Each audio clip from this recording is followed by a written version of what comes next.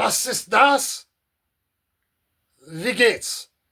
Ich bin Tony Vreski, Karl's brother. Let's talk HK versus Walther, German engineering for the Deutschland. Alright guys, welcome to another Versus video. I'm going to have tons of top 5 videos, so please subscribe, check them out, always comment.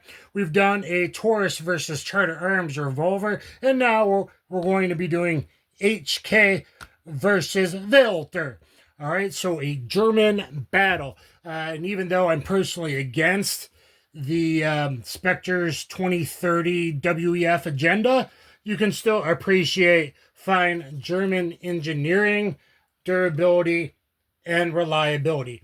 I'm going to give you a little bit of back history on the companies, and then we'll individually go over the pistols, what I like about each of the companies, and some other pistols and firearms that they're known for. So Walther, or Walther, came about, Karl Walther, 1886. They were making rifles. In 1908, they started making pistols under the oldest son, Fritz Walther, and those were 25 and 32 pocket pistols. In 1929, the PP, or Polizia Police, PP pistol came out, and then in 31, the PPK, for detectives pistol. It did have the first mass-produced stamped parts in the PPs. In 1938, the P38 came along. 1957, the P1 came back.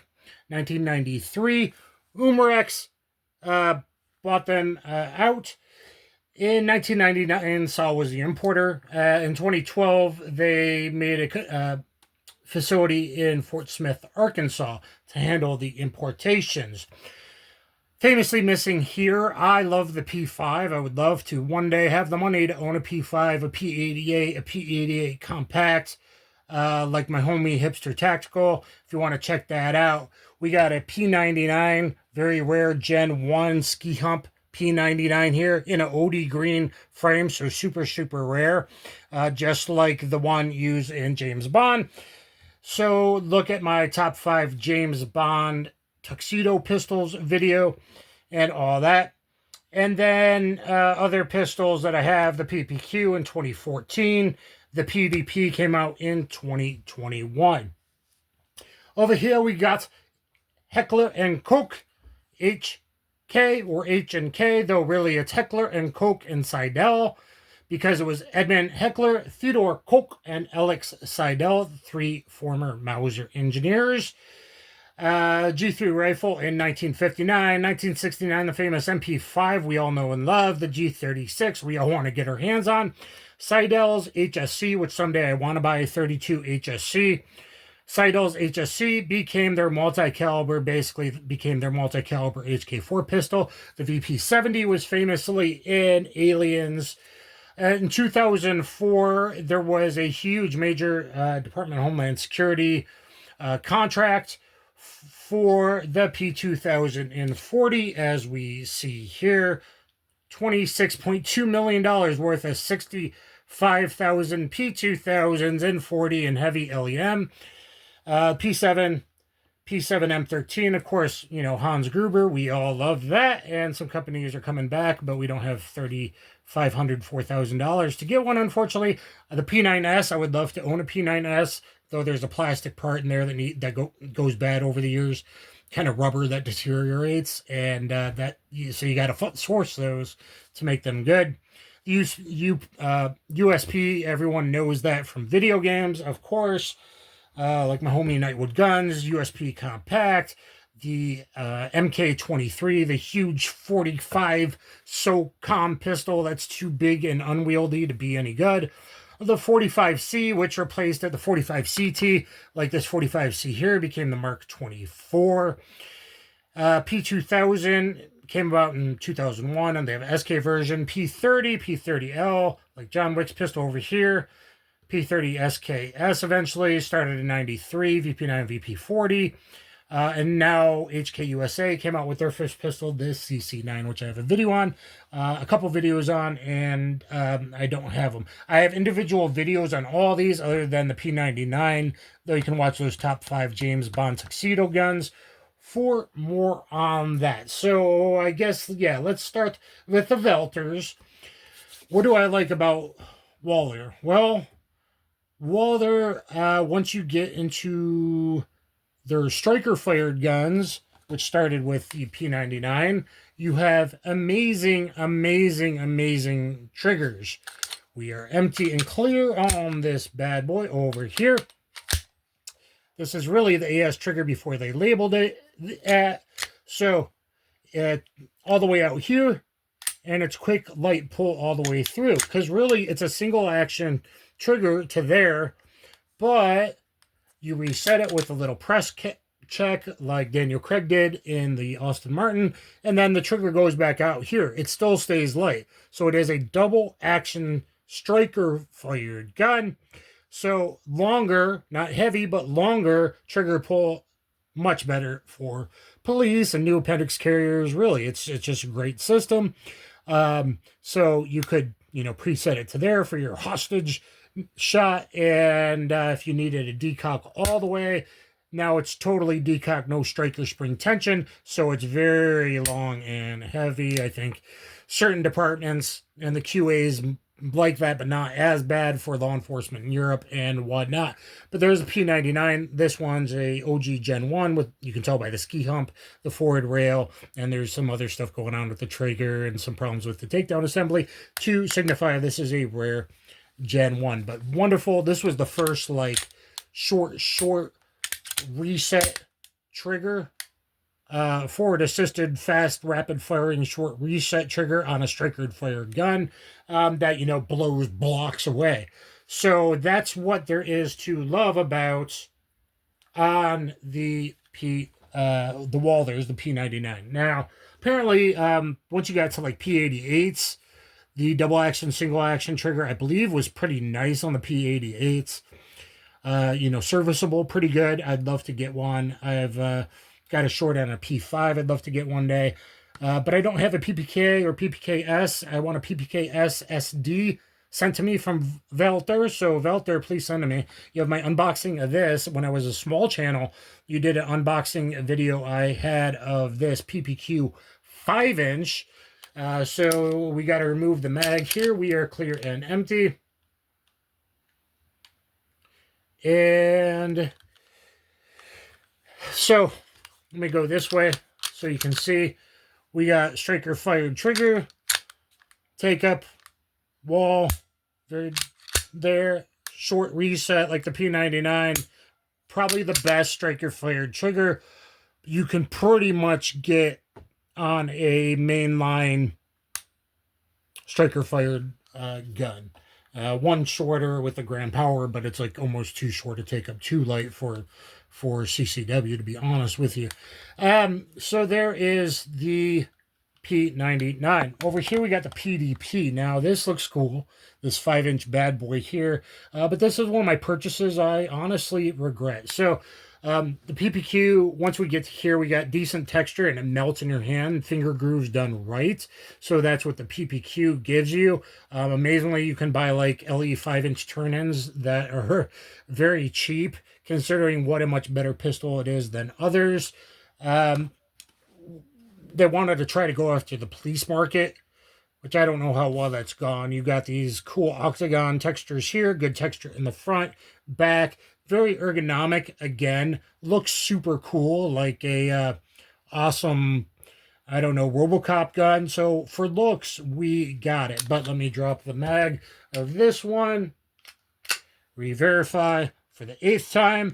Here, take up to the wall, and good, very good trigger. I find it a little less good than the PPQ. The problem with this is the recoil kind of sucks, at least in the 5-inch, because the slide is so thick and heavy. There's so much weight slamming back forward from the hard recoil spring. Really, you would need a 4 or maybe the 3.5F would dot track better, and you would need a DPS system recoil spring to make it decent, or a higher end version now in steel frame and lightning cuts and stuff. It's just too thick of a heavy slide. So I'm really a little not happy with you, Walther, to be honest with you.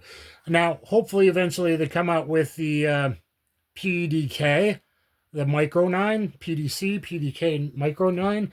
That I'd love to get my hands on. All right, let's go over here to, same thing over here, to our HKs.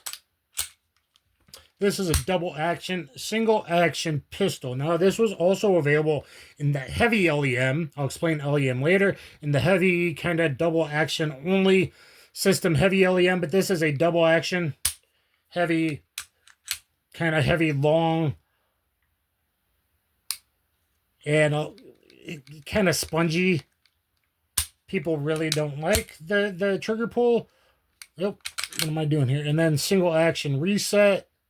Well, it should be there with the Gray Guns kit, and it's a little farther out. It's a little far out. Shooting it, I don't mind. I can shoot the HK double action, single action, or at this point in time, a V3, earlier a V1, really well.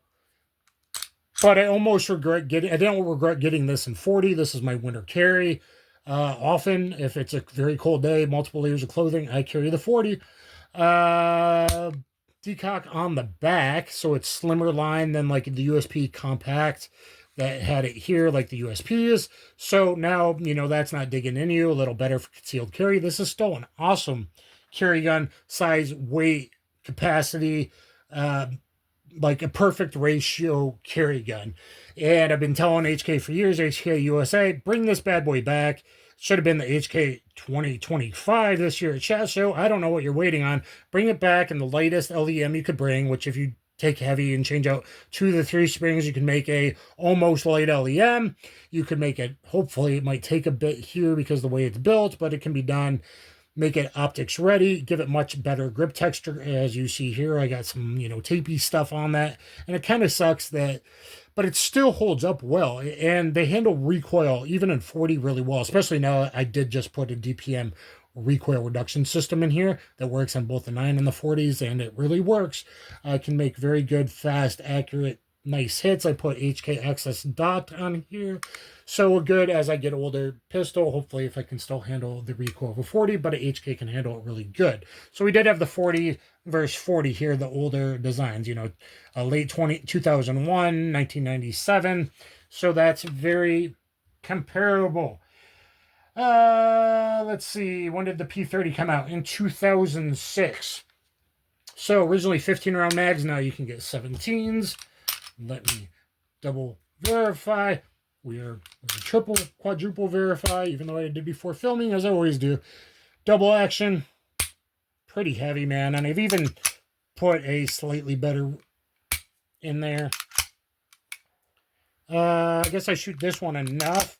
It feels like the single action reset's a little better in the P30 than the P2000. I never, but there is slop. Double action, single action triggers have slop.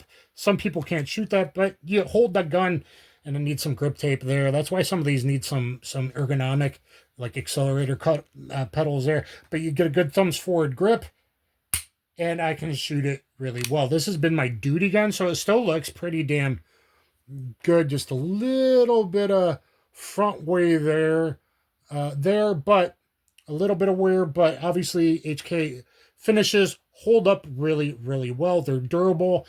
P30 went like 85,000 rounds before a major part breakage and kept shooting to, I think, 93,500 documented. Still fine, even with like a part broken, like a kind of major part broken inside. So very reliable, very durable for duty, like armed security, like I use it for.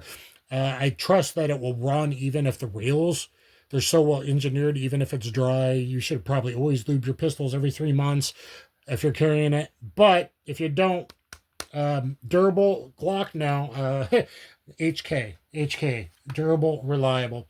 Okay, next we got the HK45C, which originally the CT. Now look, when I rack the slide on this, that little nod stays down because this is not the double action, single action version, which would have the external thumb safety. This is light LEM. So all this take up to prevent an ND, and it just goes to this wall. Some people can't shoot it. I don't understand why. I shoot it great. I've done incredibly fast, 2 perfect T-box headshots, meeting incapacitation, game weight standards with this. Look at my 357 versus 45 part 3 video here. So it goes to there, define wall, and then it's like a single action trigger pull.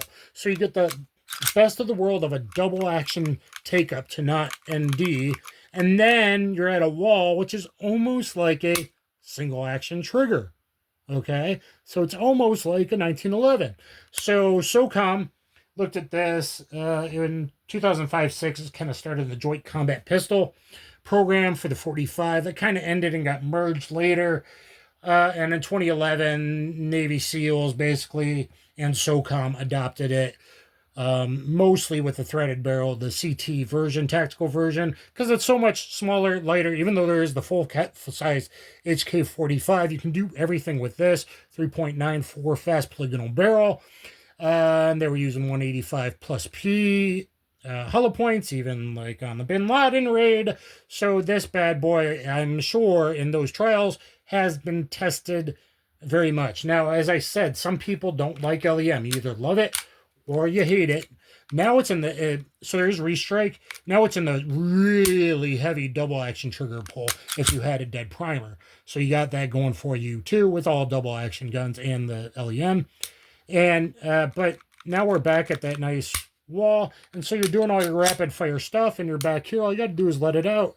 And boom, you're ready to people manage, drop it, get on the ground, all of that, reholster, all that, nice and safe. Thumb on the back of the hammer. So there's HK versus Walther, guys. What do I love about him? I love that this is such a great...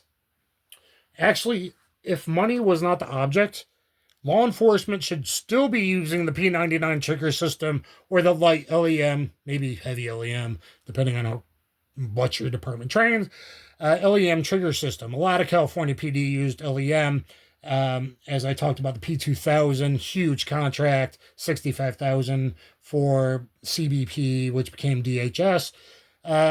So these are the best trigger systems for law enforcement, or let's say you are worried about ND and reholstering too quickly, especially appendix, that kind of thing. Then these have, they're really great. You really don't find a better usable stock striker fired trigger than what's in a P99 or a PPQ, and almost in the PDP. There's some feel about it. I don't like it as much. And for some reason, see this nice, thin, beautiful line slide. It looks really cool.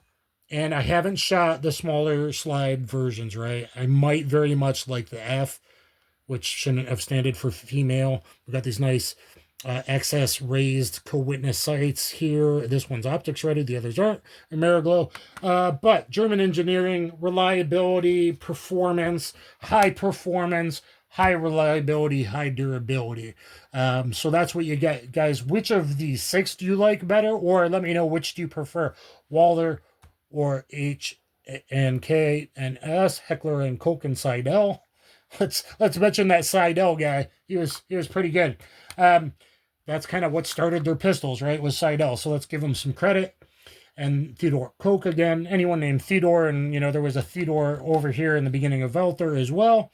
So thumbs up, share, subscribe. Let me know down below, which do you prefer, Walther or HK, and which of these 6 is your favorite, or which one's your favorite? Like, I wish I could own a P5, or I wish I could own a P9S. Let me know in the comments down below, and subscribe for all the upcoming top 5 and verse